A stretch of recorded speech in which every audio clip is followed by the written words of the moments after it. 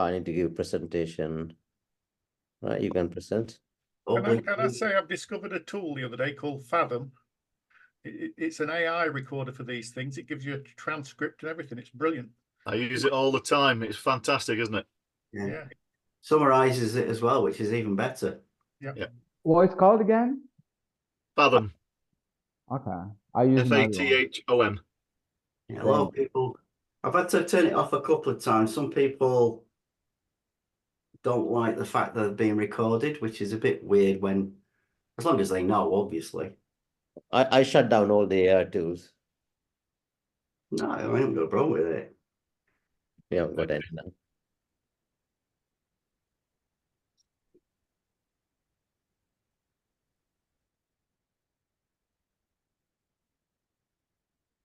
Do you want to kick it off? Well, oh, do you want me to present here? Okay, let's present yes, Andy Hareman, yeah. Techcelerate commercial specialist. I don't know what he's going to talk about, but floor is yours. There you go.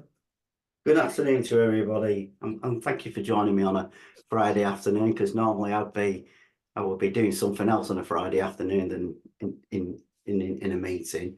So I'm glad. I'm not sure whether it's a bit like when you're at a conference and you get the 4 o'clock slot, which is why there's only sort of like 4 or 5 of us on the call. But anyway, what we discussed a couple of weeks back was businesses needing to recalibrate, and what that meant. And I've been in a couple of businesses that have had to pivot. And I know I've worked with a number of clients where the thought of pivoting is like almost admitting that they were wrong in the first place. And the thing is that in any business, you set off with a set of assumptions which you do your best to validate. But there is times now and again when you find that you get to a particular position where something isn't happening, something isn't working. And if you continue on the basis of, well, I'll just keep doing it, and you might get a different outcome or result. And I've been in companies where they've tried to do that. You end up in a situation where you as you continue on that path, you are narrowing your ability to have options to do something different. Now, and it's pretty brave to be able to turn around and say, take a step back. So this session was all about talking with people and sharing experiences, really about recalibration. I mean, I do think people get a little bit anxious of doing this. I think it's like, well, that'll just prove I'm wrong. But it's a brave person that puts their hand up and says, maybe I was wrong. Maybe I need to go back and retest it. And before we move on, I'd be interested to hear of anybody else's experience in that area. Come on, so please, somebody share. Come on, you're amongst friends here. You don't have to be. It's not going to get repeated, and it's interesting to see whether anybody's had that gone through that, or whether somebody's considering doing it. Is the question, have we pivoted the business ever, or like? Well, yeah. Have you been in a situation where you feel the need to do it, but you don't necessarily know how to do it? Have you done it? Have you? It's because it's that. I think there's like a reluctance to admit, because it feels like failure that you've changed your mind on what you're doing. Yeah, well, that's true. I mean, I pivoted a couple of times, and like, it was, from my experience, it was taking me too long to figure out that that's sort of the wrong model or the deadblock. And then I could come up with an idea that, okay, this model will not fly. I mean, I was keeping doing that for a pretty long time, like for years. and it took me a while to figure out and admit, as you said, accept that okay, that's not gonna fly. We're gonna change something drastically. Another business model. I've tried to. I mean, I've that's typically the point where I try to sell what I've developed so far, or I try to find the to create and develop the strategic partnerships. But my experience, it's taken me quite a lot of time to realize that I gotta change something drastically, or either drop what I'm doing. And I wish I could do it quicker. Anybody else got experiences down that they want to share? I can share a couple of examples. And I guess something that ties along with pivot, it's when you're doing something and you're finding there's a missing piece of what you're trying to do. So I've got two examples of that. One from the very early days of the web, where we were doing kind of like very, very early e-commerce sites. And it was very hard to take payments at that time. And we ended up kind of figuring that piece out and pivoted entirely to become a payment company. So dropping away everything to do before that, and that became very successful. So sometimes, the forced change can be a pain that not only you have, but a pain that everybody has. And effectively, all you're doing is recognizing that and focusing your energies on the greater problem, effectively. And it repeated itself on another company a few years later as well. Same thing. We were doing an e-invoicing company, and payments again was a decoupled thing. And again, there are existing providers there, but looking at doing it yourself, because you can couple these things. We didn't necessarily pivot, but we basically expanded the offering.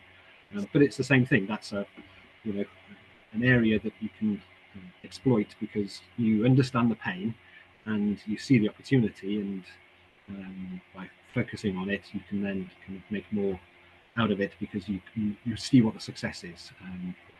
So yeah, pivoting, from my experience, has been a positive thing. I mean, there are other examples as well. I know I was reading up about Slack, and they were originally a game company. Right. Hard times, thinking, what do we do before we go bust?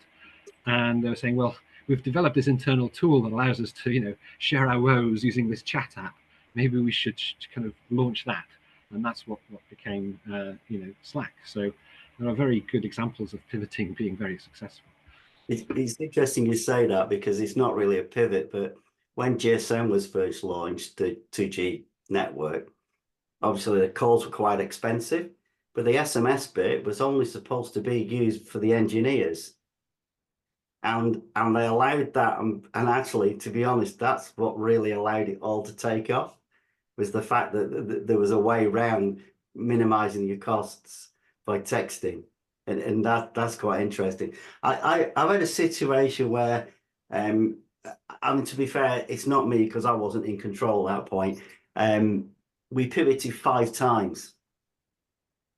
Right now, I wouldn't recommend that 5 times, because and that was the construction software selling digital twins, and it got to the point where our CEO got extremely angry.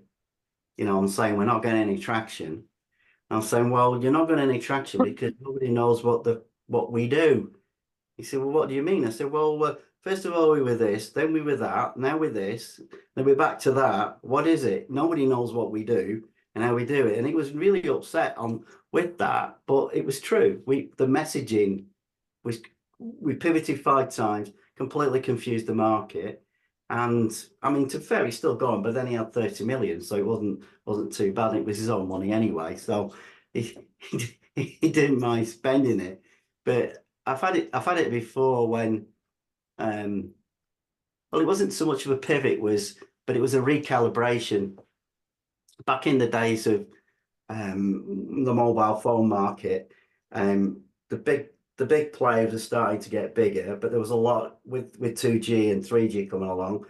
There was a lot of new small companies coming into the market, and we were selling big ticket stuff to the likes of Ericsson, Motorola. contracts anywhere between $500,000 and $1 million to get access to our information service, which is great. But everybody's consolidating, so in reality, that market's getting smaller. So the sort of pivot was, well, how do we access the small people? And we created probably one of the first online data services that you provide it. You could pay for by the hour. And I mean, that increased the revenue of the company by 2 million. We were getting more money out of that than we were out of the bigger clients. So, but sometimes, you know, that was an interesting fight internally, because, you know, you've got one of the directors said, but everybody else pays 30 grand as a minimum. You go, well, yeah, but those people can't afford 30 grand. Well, that's their problem. And you're going, well, what do you want? 100% of nothing, or 25% of something, and multiples. And it took a while in that discussion to recalibrate, and the company became much more profitable and much bigger. You know, we became the most profitable division of Informa at the time, simply because we were prepared to sort of think outside the box and do something slightly different. But sometimes it takes a very brave person to do that. You know, I mean, I think you're right with what you're saying, Reece, that in some respects, you can go into a market with what you think you need, and then along the way, you realize actually there's a much bigger problem, which is actually you can start to get involved in. I've not particularly had that one, but you know, it's an interesting one. But I think when I see it most with clients is the fact of you get in there at a very late stage when things are really bad, and you're sort of trying to sit there and going, well, why didn't you think about changing before? And it's like, well, you know, someone said to me the other day, I've never had anybody I can talk strategy with. So there's the but I think, and it's interesting because on LinkedIn today, there was a post. I don't know whether anybody saw it, because sometimes I get very angry. It was about startups not being able to afford A players to support their growth. You know, this guy's got, I failed because I only employed B and C type people. And this guy's other comment was, it's your fault, you're the CEO. Well, the answer is no, you're not. If you've got funding, you've got a VC playing around with you, surely there's some responsibility there to give some balance to it, you know, to create an environment which will help somebody, because traditionally those founders tend to be very techie savvy and not necessarily as commercially savvy. Without, you know, we all play a part in it. I mean, I'm not very technical, but I'm commercial. So I think, you know, I think it's the awkwardness of having that conversation that maybe the baby is a bit more ugly than we thought it was. I don't know whether, how do other people feel about that? I mean, my babies are none of my babies are ugly. Sorry, love. It's all right. I was only joking. But anyway, has anybody else got any thoughts on that? Craig, come on, you've been in a couple of startups. Give us your wisdom on recalibrating and pivoting. I always explain pivoting by the fact that Porsche created tanks for the German army until the war was finished, and then they decided that that was probably a good time to pivot and start building cars for the mass market. I guess every business has to look and think, well, if something's changed and they don't, then they're toast. And there are, I mean, I maybe can't bring one to memory straight away, but I know there are a lot of companies that haven't moved with the times. I think the one that people tend to talk about is Blockbuster, isn't it? Blockbuster just never changed its business model.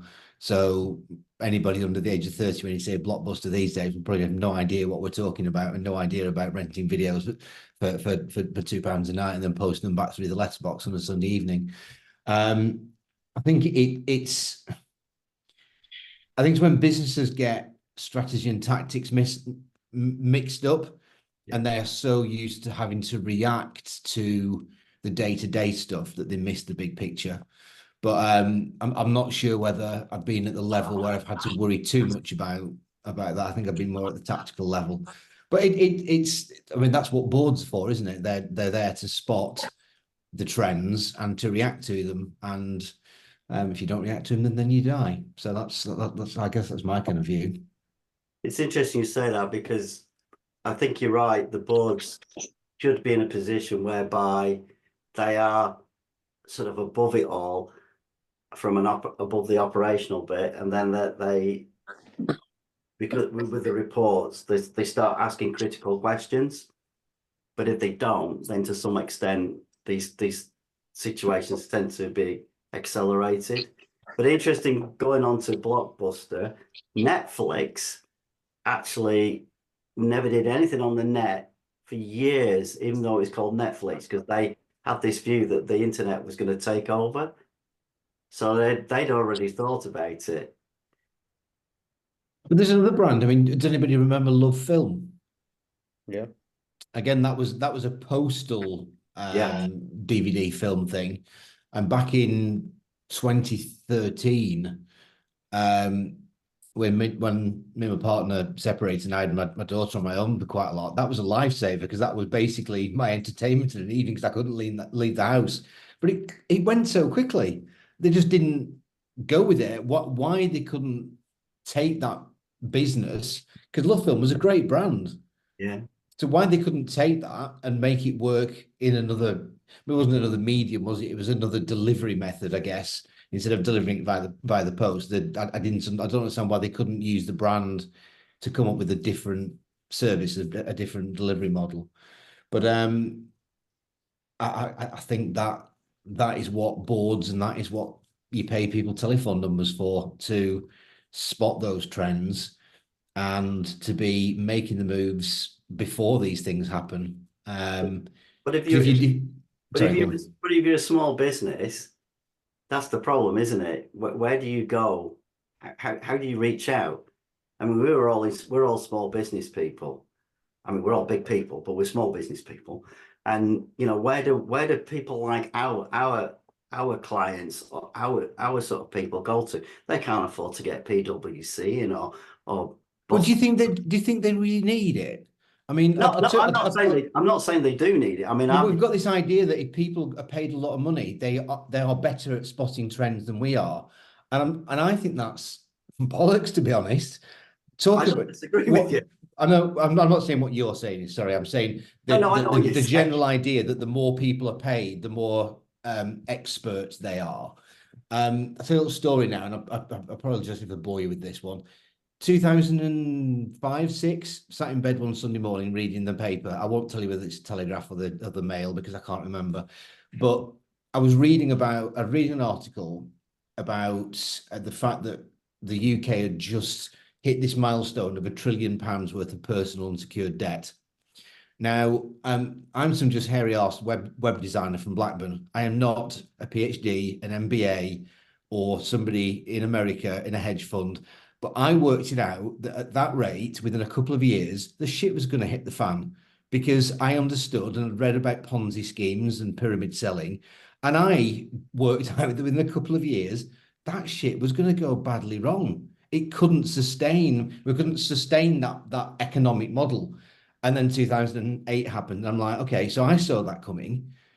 So I think we have to get our heads around the fact that just because people are in a position of authority or earn a lot of money, sometimes they miss the stuff that the rest of us, because I think they have an arrogance that things will always be the same, and therefore they take. I mean, if you look at the 2008, it was all that a lot of the American banks and institutions and Greenspan, they took their eye off the ball, and they assumed that nothing was ever going to change, that things would always continue as they have done.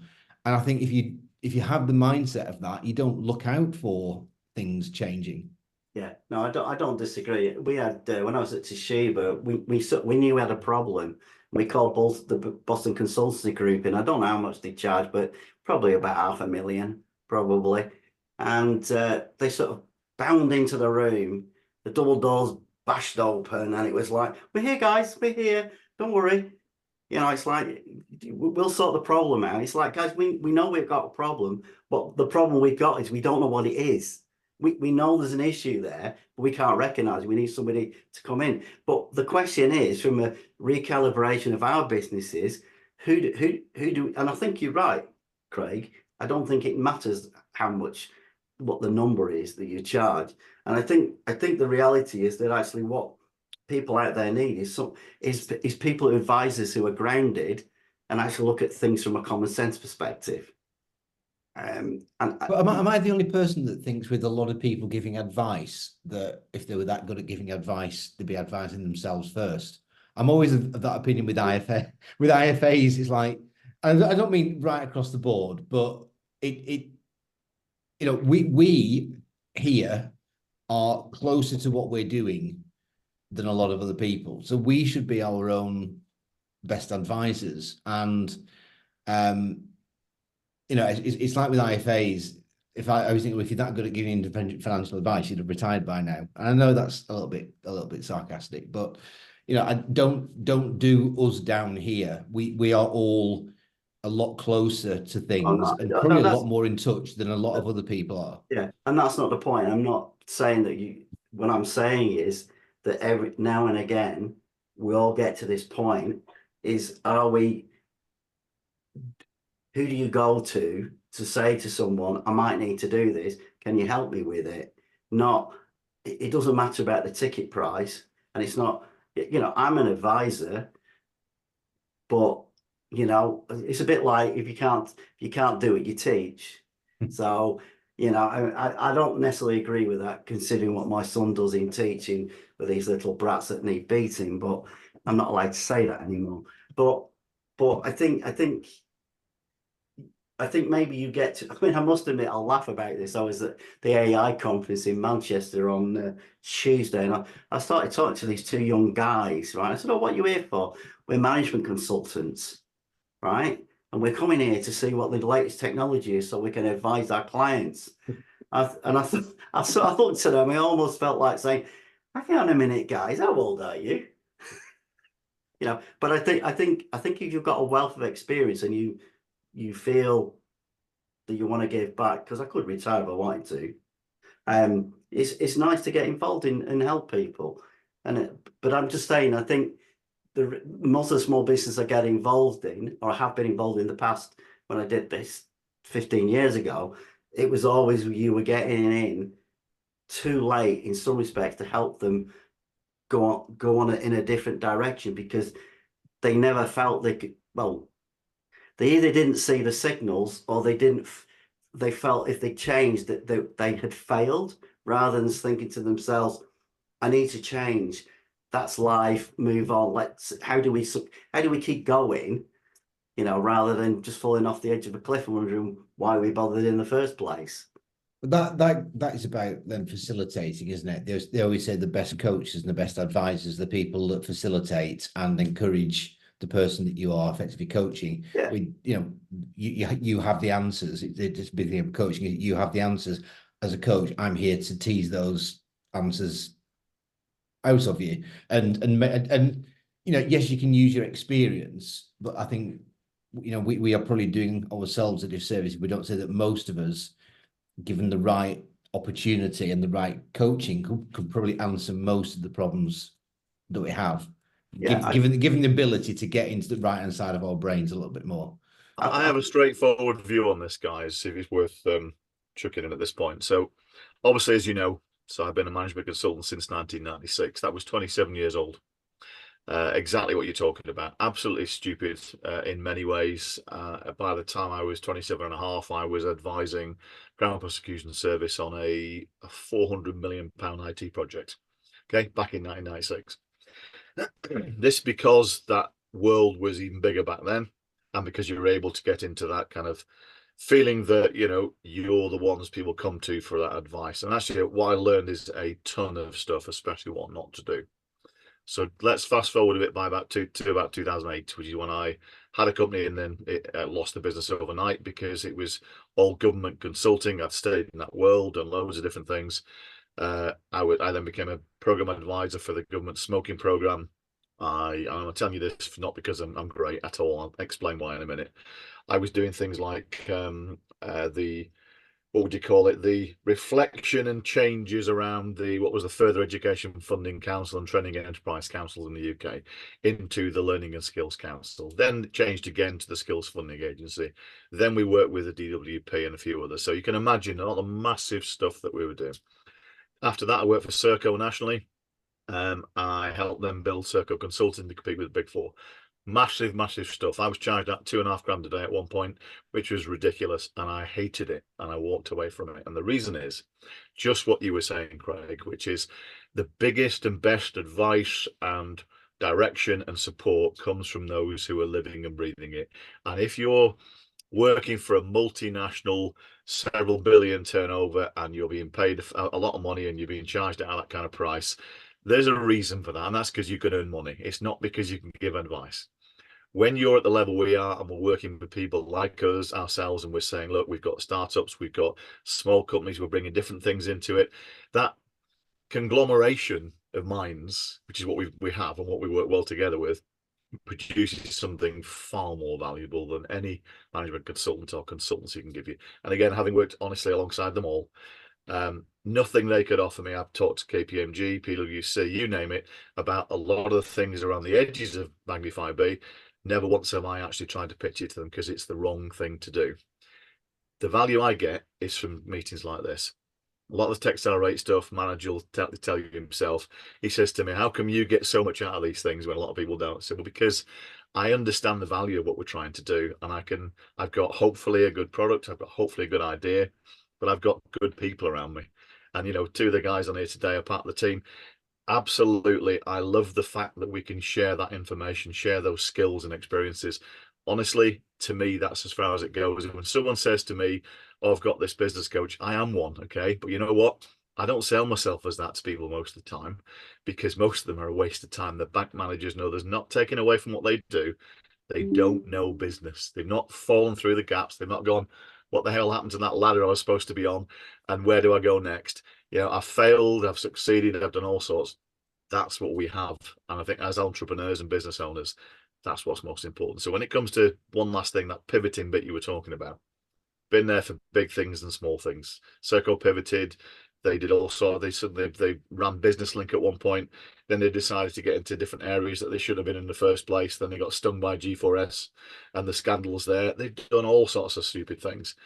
Everybody does, but you know what? We learn from those mistakes when we do it as individuals and from small businesses, and we say, right, I'm not going to do that anymore. I'm going to move over to here. Honestly, the big companies, they're still doing it. They're still making those same mistakes. New people come in, pay them a fortune, give bad advice, get turned over, they fall over it eventually. That's not where you want to be. So for me, pivoting, it's really about, yeah, we've been through it. Yes, we understand what's going on. Let's not do that again. Let's learn from history and let's get together and say, how do we do this better, guys? So Yeah. Rant over. No, I think you're right. I think, I mean, it's interesting. I was watched one of the guys on I know through another group put a link up about McKinsey, and that was very telling, actually. And though I am a consultant or a business advisor, whatever you want to call me, I think I wouldn't want to approach the market that way. And I'd everything, and I would say to anybody, it's from here and up there, and through the fact of actually been doing it. But it comes back to, if you've been through the pivoting and the recalibration, then you know that it's necessary. You know that it's not a sign of failure. It is actually a sign of strength, that you can actually say, to take that start and say, take a step back and say, shit, that's not working. What do I need to do? Yeah. And that's the important thing in this sort of group is, how can we share that so that every one of you knows that if you get to that point that you need, and it could be a little tweak, don't have to be a big tweak. You know, some of the littlest things, some of the littlest tweaks have the biggest impact. You know, it's you know, you're taking a business down a particular route and you've not been down that route before, and you just want to get that view to make sure you're going in the right direction, that you know, it's that unknown unknowns. If you don't know, you don't know. Now, there is a view that if you didn't know the hole was there, you just jump over it. That may be true. But on the other hand, you could be the vigor of Dibley and go right down it and you're buggered.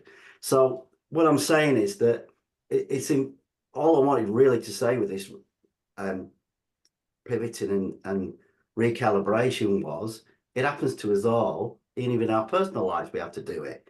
And it's sometimes funny. People can do it in their personal lives, but find it extremely difficult in their business lives, because it's almost like there's a bit of macho there, you know, and that's really what I want to get across was, don't think it as failure, think it as success, because actually by going back and looking at some of the decisions you've made, actually that's the more strong thing to do than just to continue on that path. But if you go back to love the what you said, Craig, about the videos or the DVDs through the pulse box, the problem with them was they probably didn't understand and have the capabilities to put a platform together to deliver it digitally, and that's probably why they went down the pan. Whereas Netflix had it in their minds, they didn't know how to do it, but they knew they had to do, and that's the way the market was going. You know, I mean, it's like what was it? What was the other one? It's like Coca-Cola, right? You know, they've got Coca-Cola Zero and Coca-Cola Light. Do you know they're the same product? I do fail to understand the Coca-Cola market now and what the different products are and the differentiation. You're right. They seem to have just created different color bottles. But do you know what? That may be enough, because a different color represents a different buying reason for somebody. So if somebody tunes into, I mean, the biggest thing I would say with Coca-Cola is they are now starting to realize the terrible press around particularly things like aspartame and artificial sweeteners. So they quite rightly are reacting to that and starting to move away from things sounding like they're artificially. I mean, you know, the whole thing of Diet Coke. Well, we know now that Diet Coke is not Diet Coke. Actually, it has completely the opposite effect.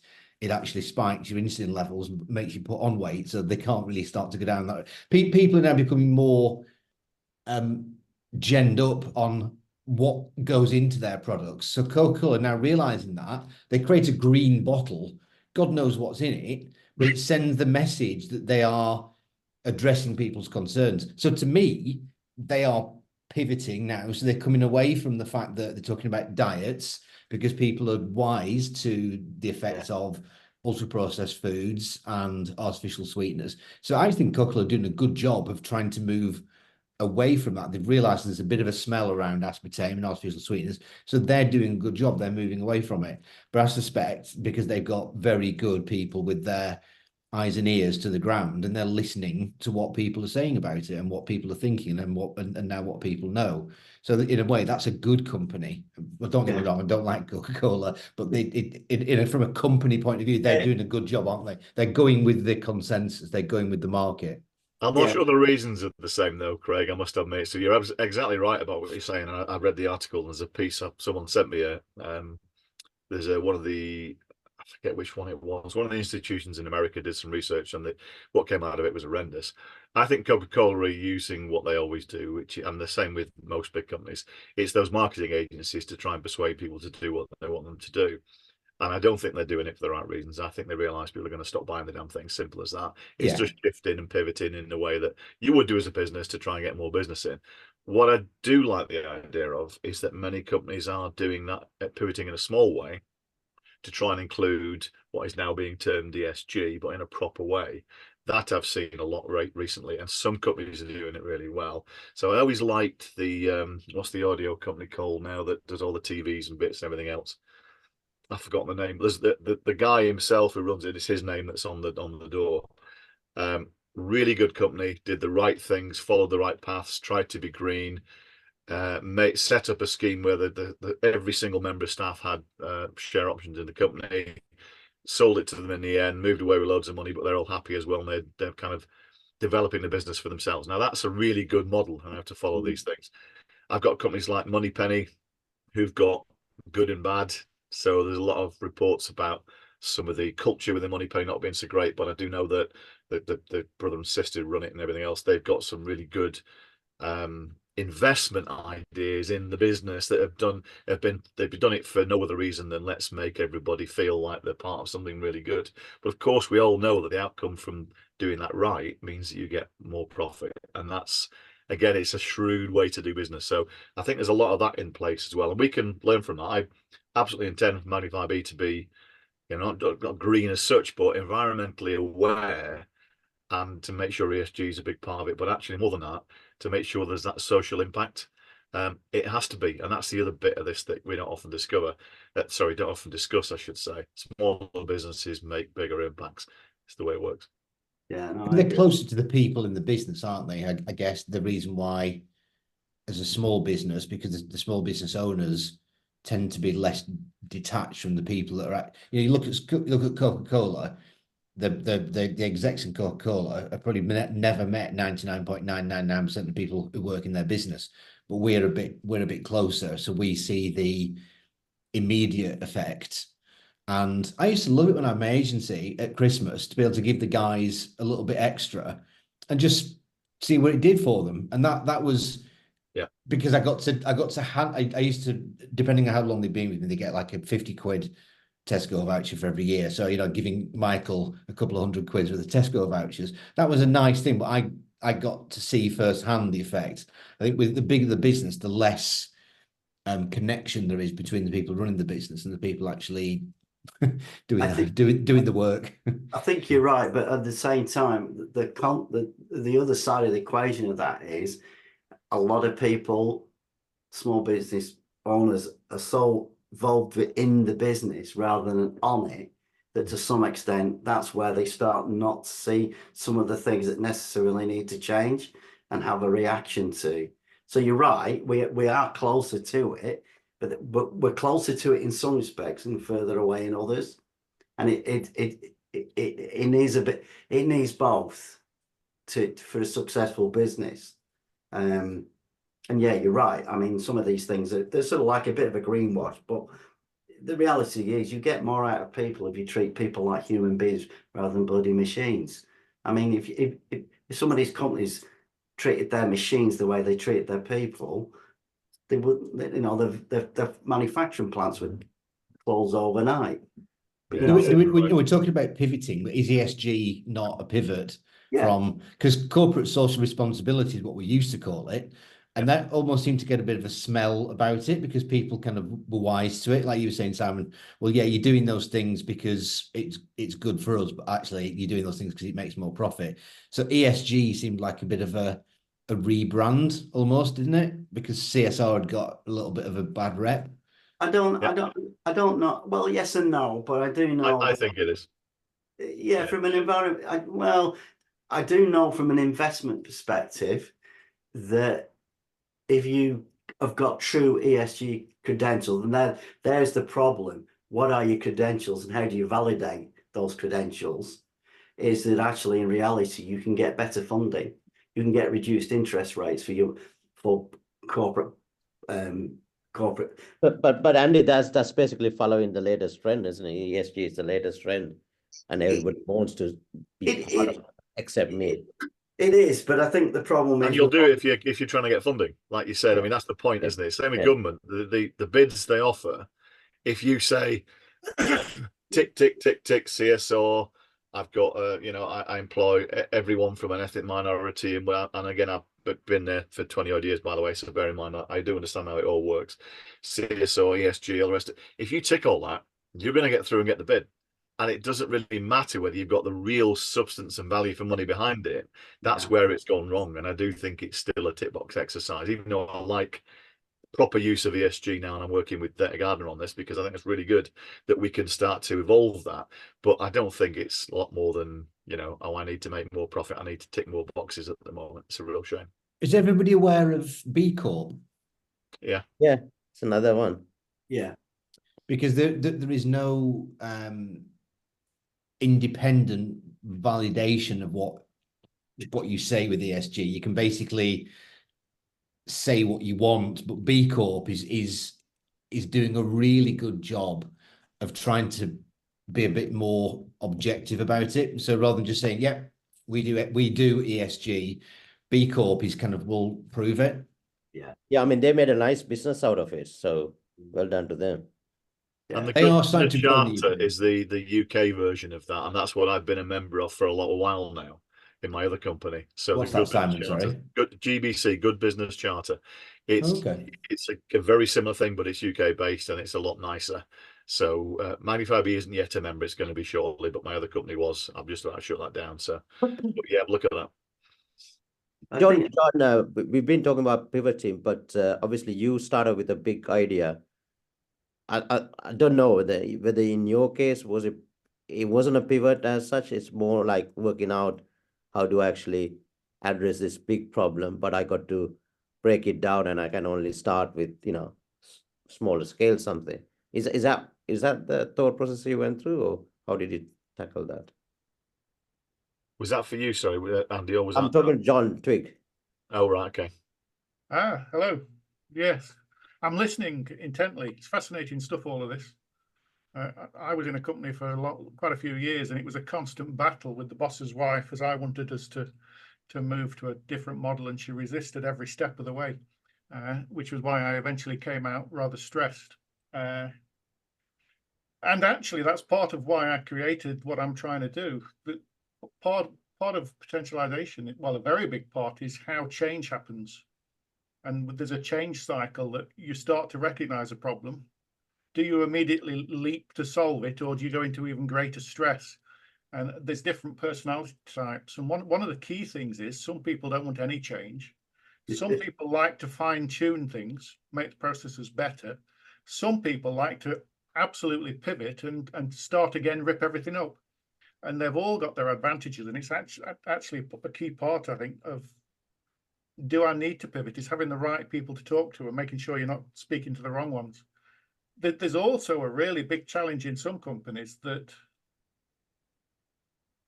big disruption is so disruptive to old markets that they can't pivot without destroying themselves. So the best they can do is just make as much profit as they can in the meantime until they go bust. So yeah, this stuff is really, really fascinating. And for me, it's about like, how does the whole of society change to cope with what's going on in the world and AI and jobs and all sorts of things. So anybody that's out there coaching on this kind of stuff is going to be busy in the next few years. Well, so yeah. Yeah, I mean, I actually decide. I'm not sure whether I'm about to pivot, and the reason I'll tell you the reason why. Most of my clients are over 50, right? And I'm wondering whether rather than actually going out to the world and saying I'm doing what I'm doing for everybody, I'll say I only want to work with people over 50. I don't know. I was sat there the other day thinking about it. And there was this is not contrived. It's just the way it's happened. But I must admit, I do like working with older people. Younger people, I just want to slap.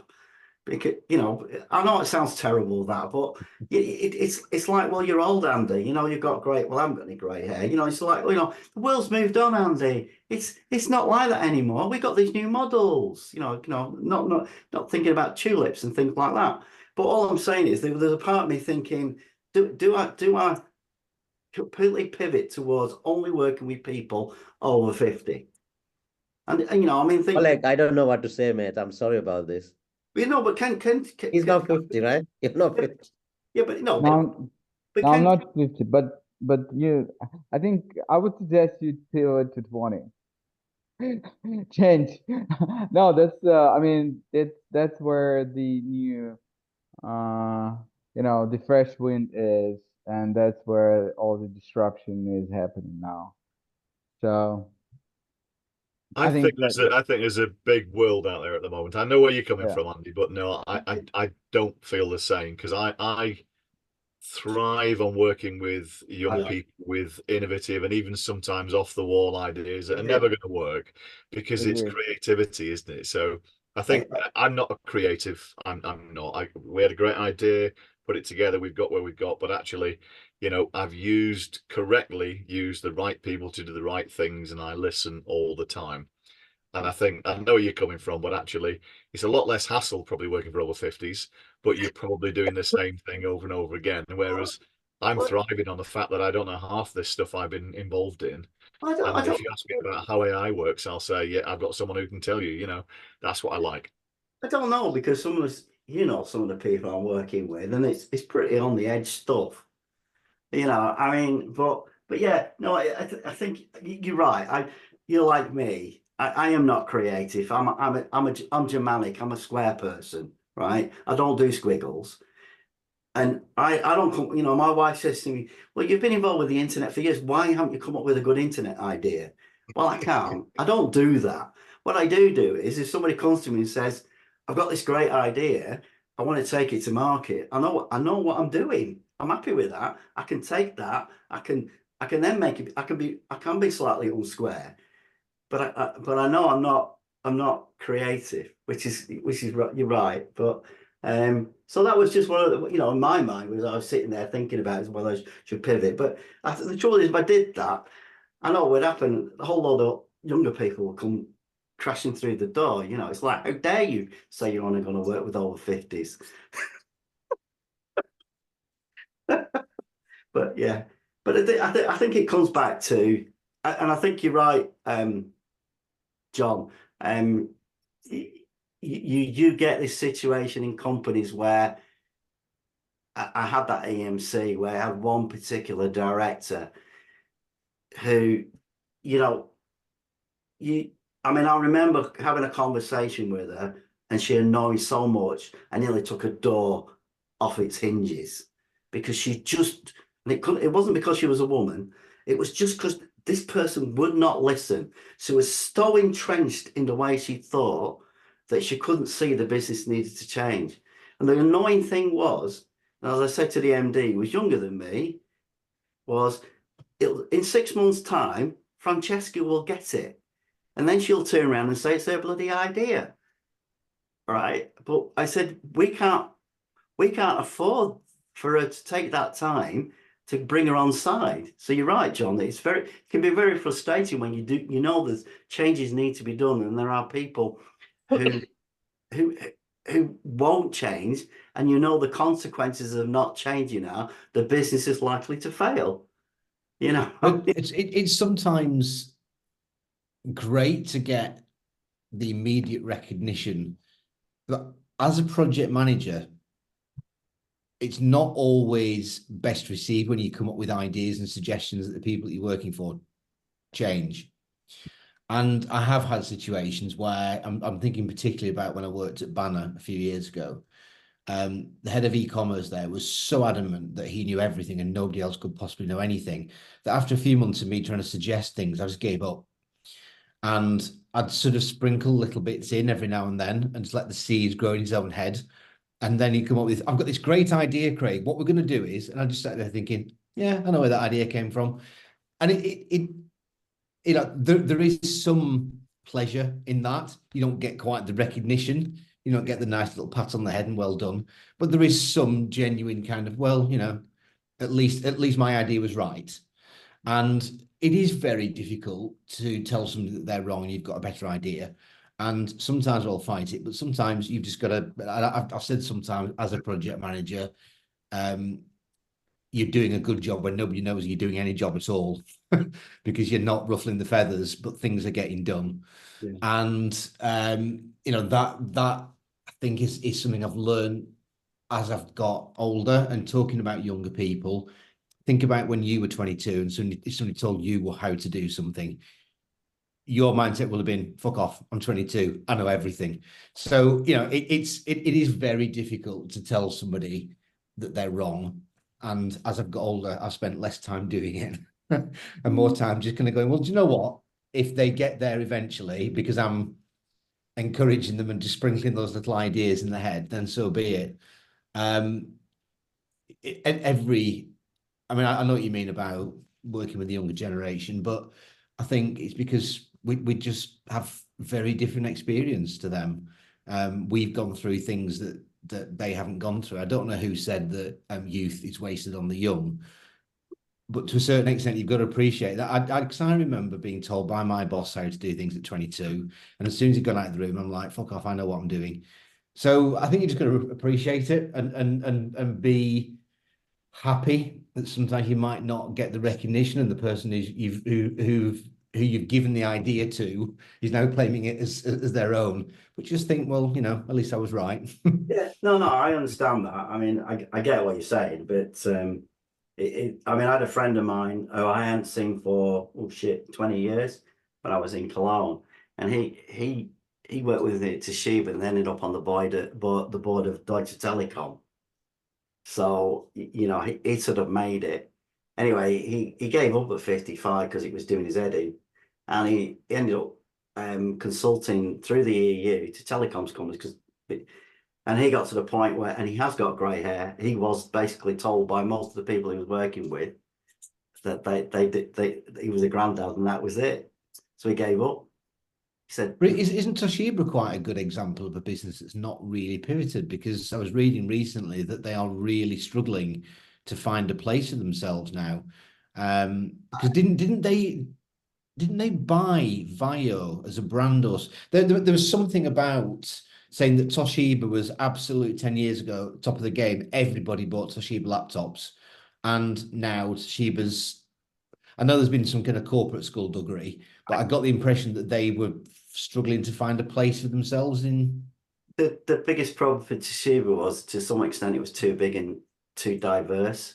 I mean, literally, we were making nuclear power station and components, and I think that was a lot of the problem. But most of their problems have come through the corporate misuse of funds, Skullduggery. But yeah, I mean, Toshiba is an ultra conservative business. I mean, a lot of Japanese companies are ultra conservative. They have 100-year plans. We all scoff at it, but it was interesting working for Toshiba and understanding it. But yeah, they weren't really very joined up. They'd have these departments. So I remember going to Tokyo, having done a massive report on the European telecoms market, gave it to senior people, and then getting these side meeting invites.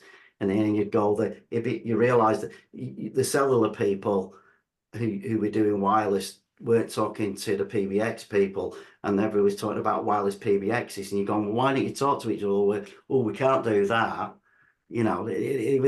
I found it very, very siloed, and I think that's the problem with some of these really large corporations. They're so siloed, they find it very difficult to pivot. Other than, I mean, IBM's probably the best, because all it does, it sells stuff off when it realizes it needs to move on.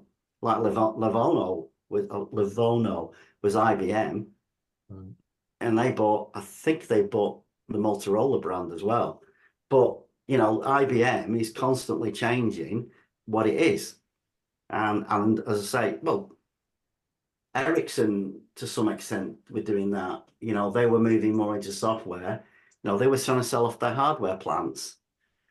So that you can pivot, but then sometimes in that there's a lot of other things going on that actually you can't take into account. I mean, to some extent, I was saying 20 years ago, all those Chinese companies that you keep subcontracting to, you do realize they're understanding all the intellect of everything you're building. And one day they'll be bigger than you. And everybody laughed at me. And, you look at Huawei and, Alibaba and all these others, and they're mega, but then they've got a massive home market, so, but even they will, I mean, even Google's, look at Microsoft, right? Microsoft's riding high now. It's $1 trillion. Isn't one of the first $1 trillion companies? Possibly, I think wasn't Apple worth 2 trillion though? Yeah, no, they just take it. But I remember when Bill Gates turned around and said the internet will come to nothing. What a mistake to maker, right? And you're thinking Google will never fall into that. Google will never fall into that. And what did they do? They didn't put as much money into to AI as Microsoft did. Google's failure to get into AI in the way they did has put them on the back foot to Microsoft. It could be the death of Google as we know it.